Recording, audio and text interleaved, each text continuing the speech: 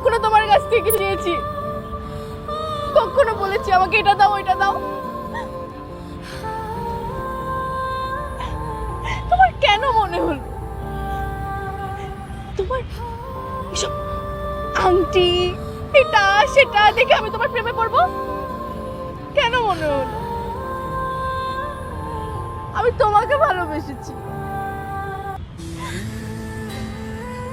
আমি শুধু চেয়েছি একটু লয়